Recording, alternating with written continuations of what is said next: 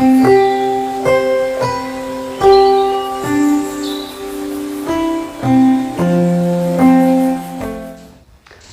Viewers, आज हम बात करेंगे यूरिनरी स्टोन डिजीज़ के बारे में, यानी पेशाब के रास्ते में कहीं अगर पथरी बन जाए उसके बारे में। तो देखिए, ये बीमारी बहुत ही कॉमन बीमारी है, ख़ासकर नॉर्थ इंडिया में, हिमालय के फुटहिल्स में। जैसे मैं उत्तराखंड में प्रैक्टिस करता हूँ, देहरादून में, तो ये स्टोन बेल्ट है। यहाँ पे स्टोन डिजीज़ बहुत कॉमन है। अगर आप चलते फिरते 10 लोगों का अल्ट्रासाउंड करें तो 2-3 को स्टोन डिजीज़ ज़रूर मिलती है। तो आखिर ये स्टोन बनते क्यों हैं? एक लॉजिकल बात हम करें तो यूरिन एक सोल्यूशन है जिसमें एक सॉलिड कंपोनेंट है और एक लिक्विड कंपोनेंट है। तो सॉलिड कंपोनेंट कई हैं, जिसमें कैल्शियम के कई सॉल्ट्स हैं, कैल्शियम ऑक्सलेट्स हैं के सॉल्ट्स हैं, मोनोहाइड्रेट हो या डाईहाइड्रेट हो। इसके अलावा यूरिक एसिड एक सॉल्ट हो सकता है। जो लिक्विड कंपोनेंट है वो पानी है। अगर ये सॉलिड कंपोनेंट बढ़ जाए या लिक्विड कंपोनेंट घट जाए तो यूरिन कॉन्सेंट्रेटेड हो जाएगा और प्रेसिपिटेशन होगा, जिससे स्टोन बन जाएगा।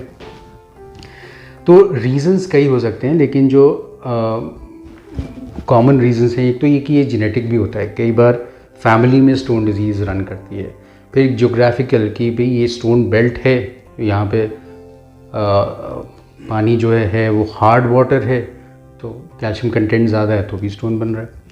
इसके अलावा इंडिविजुअल की प्रॉब्लम, जैसे कि आप पैदा हुए किसी कंजेनाइटल एबनॉर्मलिटी के साथ, जैसे पेल्विक यूरेट्रिक जंक्शन ऑब्स्ट्रक्शन है, या पोस्टीरियर यूरेथ्रल वाल्व है, या हॉर्सशू किडनी है, तो इन कंडीशंस में जो है स्टोन फॉर्मेशन के चांसेस ज़्यादा होते हैं।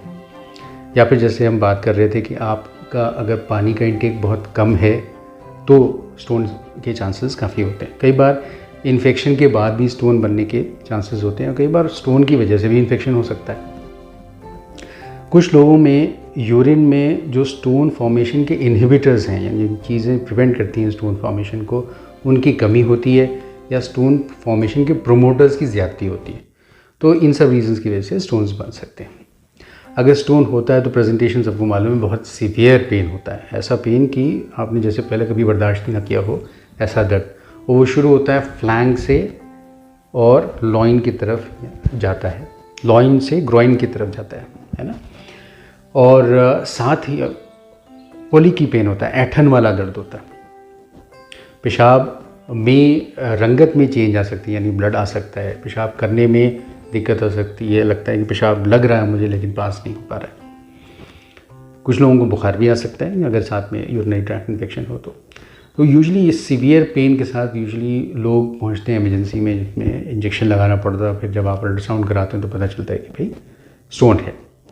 अब स्टोन किडनी में भी हो सकता है, किडनी से जो ट्यूब नीचे उतर रही है, यूरेटर जो ब्लैडर तक यूरिन लाती है, उसमें भी हो सकता है, ब्लैडर में भी हो सकता है, और कई बार पेशाब के रास्ते में अटक जाता है, यानी यूरेथ्रा में भी अटक जाता है। तो सबके सेट ऑफ सिम्टम्स जो हैं वो अलग अलग हो सकते हैं। किडनी का स्टोन जो होता है लॉइन पेन करता है, यूरेटर वाला जो होता है लॉइन टू ग्रोइन पेन करता है। ब्लैडर में अगर होता है तो बार बार पेशाब जाने की हाजत महसूस होती है, पेशाब शुरू करते ही एकदम से अटक जाता है, रुक जाता है। स्ट्रैंग्यूरी होती है, यानी कि बहुत सीवियर आपको हाजत होती है पेशाब करने की, और टिप ऑफ द पीनस पे दर्द महसूस होता है। और जब आप पेशाब करने जाते हैं तो ब्लड मिक्स यूरिन आता है, पेशाब में ब्लड आ सकता है, गंदगी आ सकती है। तो अल्ट्रासाउंड एक विधि है, और जो बेस्ट विधि है वो है सीटी स्कैन। इसमें सीटी स्कैन में साइज़ एंड लोकेशन हर चीज़ बेहतर तरीके से मालूम होती है, और अगर कॉन्ट्रास्ट एनहांस सीटी स्कैन आप करा रहे हैं तो किडनी का फंक्शन भी बेहतर होता है, असेसमेंट उसका। इसके अलावा जो हमें जांचें चाहिए होती हैं, तो एक तो ये कि यूरिन का एग्जामिनेशन की भाई उसमें पसल्स आ रहे हैं कि नहीं, रेड ब्लड सेल्स तो जाहिर सी बातें आएंगे, इन्फेक्शन है कि नहीं। अब कुछ पथरियाँ जैसे कि 6 mm से कम की पथरियाँ जो होती हैं, जैसे खासकर लोअर यूरेट्रिक स्टोन्स, ये दवाओं के साथ निकल जाते हैं। इवन ज़्यादा पानी भी पिए तभी भी निकल जाते हैं। तो कुछ एक दवाइयाँ हैं, जैसे टैमसुलोसिन यानी यूरिमैक्स के नाम से जो गोली आती है, लोअर यूरेट्रिक स्टोन, उसकी मदद से पास आउट हो जाता है। और डेफिनेटली जब तक पास आउट नहीं होगा तब तक दर्द तो रहता है।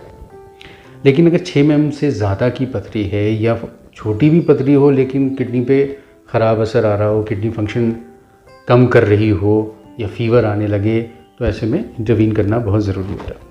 अगर स्टोन के रुकावट के साथ फीवर आ रहा है, यूरिनरी ट्रैक्ट इन्फेक्शन है, तो आमतौर पे स्टेंट प्लेसमेंट करना पड़ता है, जिससे जो ऑब्स्ट्रक्शन है वो बाईपास हो जाए और किडनी से जो यूरिन की निकासी है वो ठीक से होने लगे।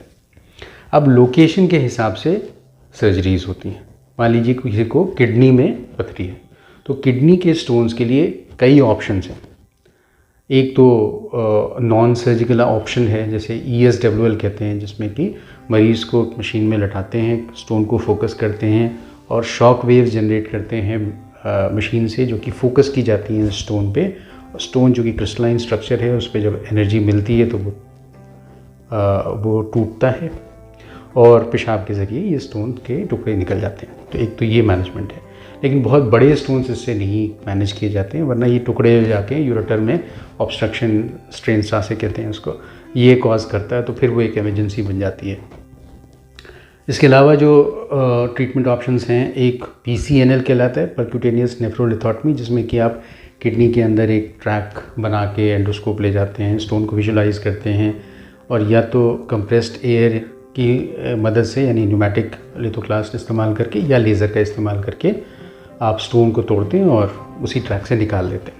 अब ये PCNL कन्वेंशनल भी हो सकता है, जिसमें ज़्यादा मोटा ट्रैक हो सकता है, और आजकल की डेट में मिनी PCNL या अल्ट्रा मिनी PCNL से किया जाता है, जिसमें जो ट्रैक हम बनाते हैं स्किन से लेके किडनी तक एंडोस्कोप ले जाने के लिए, वो बहुत ही पतला होता है, इतना पतला कि एक ही टाँगे की ज़रूरत होती है।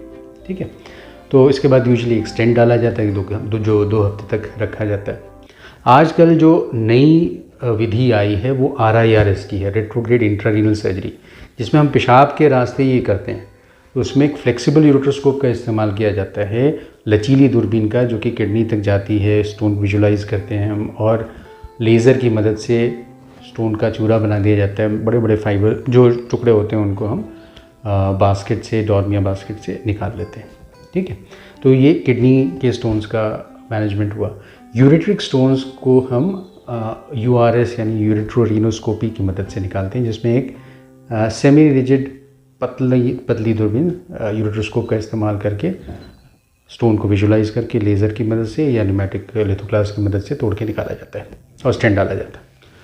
ब्लैडर स्टोन्स अगर बहुत बड़े हों, बहुत सारे हों, बहुत हार्ड हों, तब ओपन सर्जरी करने की ज़रूरत पड़ती है, वरना ये भी पेशाब के रास्ते सर्जरी होती है इसकी, जिसको सिस्टोलिथोट्रिप्सी या सिस्टोलिथोलिपैक्सी कहते हैं। तो ये डिफरेंट फॉर्म्स ऑफ सर्जरीज़ हैं।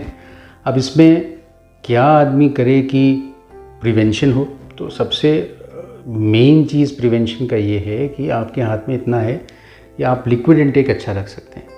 एटलीस्ट 3 लीटर्स लिक्विड इंटेक रखना है, पानी, दूध, जूस, सूप, दाल, ये सब मिला के 3 लीटर्स रखना है, ताकि एम्पल अमाउंट ऑफ यूरिन आपका बने। ठीक है, और कुछ ऑक्सलेट रिच डाइट्स को आपको प्रिवेंट करना है। अब ये मालूम है सबको कि भाई आप टमाटर खाने से होता है, तो ठीक है, बीज वाली चीज़ें आपने कम करनी, लेकिन बहुत से लोगों को चीज़ें नहीं मालूम होती कि काजू खाने से भी हो सकता है, ज़्यादा चाय लेने से, ज़्यादा कॉफ़ी लेने से भी, कोका कोला लेने से भी हो सकता है, नॉनवेज डाइट से भी हो सकता है। तो ये सब चीज़ें अपनी डाइट में कम करनी पड़ती हैं। फैट कम करना है, सॉल्ट कम करना है। ठीक है, तो इन अ नटशेल ये है। और उसके अलावा कुछ एजेंट्स भी हैं कि जिनमें मान लीजिए कोई रिकरेंट स्टोन फॉर्मर है, तो उसमें हम कुछ मेडिसिन दे सकते हैं। मेडिसिन क्या, ये ख़ास बैक्टीरिया होते हैं, ऑक्ज़ैलोबैक्टर फॉर्मिजेंसिस, तो जो हम कैप्सूल्स के फॉर्म में देते हैं और लॉन्ग टर्म सुबह शाम 6 मंथ्स के लिए लेना होता है, जो कि आपके ही गट में, इंटेस्टाइन में ऑक्ज़ैलोबैक्टर नाम के बैक्टीरिया की तादाद बढ़ा देते हैं, जिससे कि जो ब्लड स्ट्रीम में और यूरिनरी स्ट्रीम में ऑक्सीलेट्स जा रहे होते हैं वो कम हो जाते हैं, तो स्टोन फॉर्मेशन के दोबारा यानी रिकरेंस के चांसेस कम हो जाते हैं। लेकिन ओवरऑल प्रॉब्लम स्टोन डिजीज़ के साथ रिकरेंस की है। आप एक सिरे से सारे स्टोन निकाल भी दें तो नेक्स्ट 10 ईयर्स में 50% तक रिकरेंस रेट है।